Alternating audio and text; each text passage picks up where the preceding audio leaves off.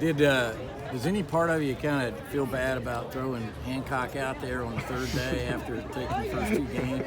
No, there's no hard feelings whatsoever about that. No, it's in this league, you never feel bad for anybody in this league. Paul Maneri told me that my first year when we went down to play LSU, and he just talked about in this league, when you get a chance to step on someone, you got to in this league because it's so hard.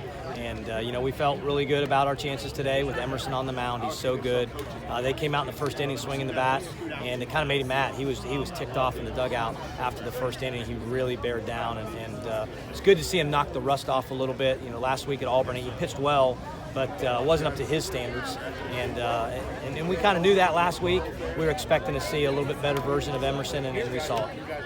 21-9 in the SEC. You said last night if you won, I think you won 20 games, you would have taken that in a heartbeat. But 21 now, new school record. What does that mean?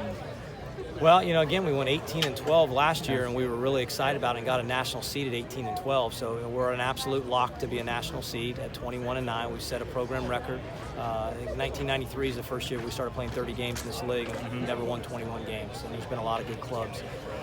To get 42 in the regular season as well, I think just tells you and shows the consistency that we've had with the way that we've played. And the great thing about it is we've had consistency with different guys. We've had so many injuries and so many guys go out, and everyone has just stepped up. And it's really hard to do to get through the injuries like we've had. And, when we went into Florida, no Emerson, no CJ, no Shunk, no Maxwell, we were, oh no, how are we going to get through this? And we played as good as we played all year against Florida. And that's when I knew this team has a chance to be pretty special. When we could overcome all that and sweep a really good team like Florida, I felt really good about it. And how much more satisfaction that give you as their head coach to know they can come back? So, like I said, a lot of teams, they would have really killed a lot of teams. Well, I think the thing that it's kind of taught us is that we don't ever have to panic with this team. And that's going to come in handy as we get deeper into this thing and the pressure goes up and the crowds get bigger and louder and everyone's on every pitch. Well, our guys have already kind of been through this. We've already had a ton of adversity. So, our guys will breathe a little bit slower and blink a little bit slower when things get tight. And that's comes from experience. We got it from last year, and we've got it all year this year, and you can't teach experience. You mentioned you've got a national seed, top 8 seed, the SEC tournament coming up. I know regional, that's the ultimate big thing, but SEC tournament, how big a deal is this going to be? We're going to play to win every game. Timmy Elliott most likely is going to start on Wednesday, and we can just keep our rotation the same. Cole Wilcox can stay on Thursday, Tony Losey can stay on Friday, Emerson can stay on Saturday. Hey, if we get to Sunday, we'll see what happens. But we're going to try to win every game that we play. Now, the other thing you've got to keep in mind is we're not going to sacrifice someone to win and put them in jeopardy for the regional. So we got to be smart with our pitchers. But the bottom line, it's a great event. It's a great tournament. The fans come out in thousands. We're going to do everything we can to win every game that we play. But regardless of what happens at Hoover, we're a national seed. There's no question about it. To win 21 games in the toughest league in the country, that's going to win the league in just about every single season. We are a national seed at top 8, 100%. Coach, to get to this point, obviously the first 4 seasons was struggle, but now 2 years in a row, how much patience went into, getting to this point?